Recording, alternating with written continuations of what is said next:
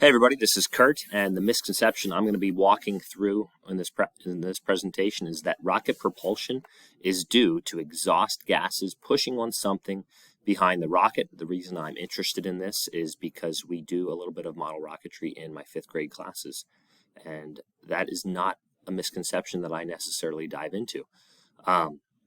What are some of the possible causes of these misconceptions? I would say that the news in general, maybe reporting on an actual rocket launching. When you have news anchors, not scientists, talking about things, I think sometimes improper information can be shared.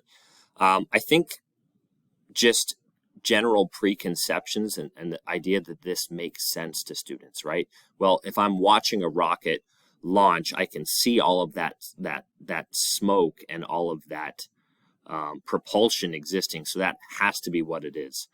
And so let's dive into why that is an improper misconception.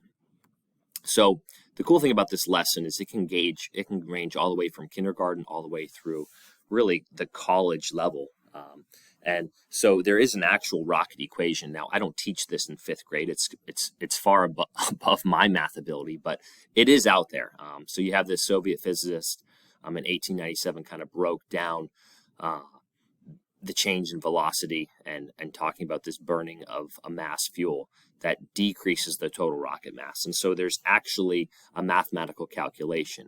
In 5th grade, and that source is Lumen Learning, in 5th grade, I would kind of focus more on Newton's third law of motion and the idea that for every action, there's an opposite and equal reaction.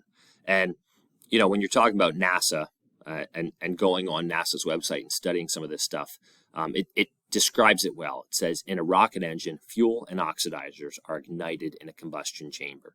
And this combustion produces a high level of exhaust gas at high temperatures and high pressures. The hot exhaust is passed through a nozzle, which accelerates that thrust. And this is possible because of that Newton's third law of motion. So I think in 5th grade, it'd be a great idea to go through those laws of motion to talk about what's actually generating that force and thrusting the rocket into the air. The way that we could actually do that in the classroom is by breaking apart these model rockets. And so talking about a rocket motor, okay? And so if we break that rocket motor apart, what is inside? Okay, and kind of talking about the clay nozzle and the propellant and the retainer cap and the ejection charge and all that kind of stuff that's happening. Actually hooking up a model rocket, comparing and contrasting it to a real rocket that the kids would actually be able to watch. I have a lot of guided notes that go along with this that I created for this project that I'm excited to use as well, and you can kind of see those as a separate link. And then the demonstration would be pretty powerful. You know, we could actually go outside and view it. So here's a quick video on that in slow motion.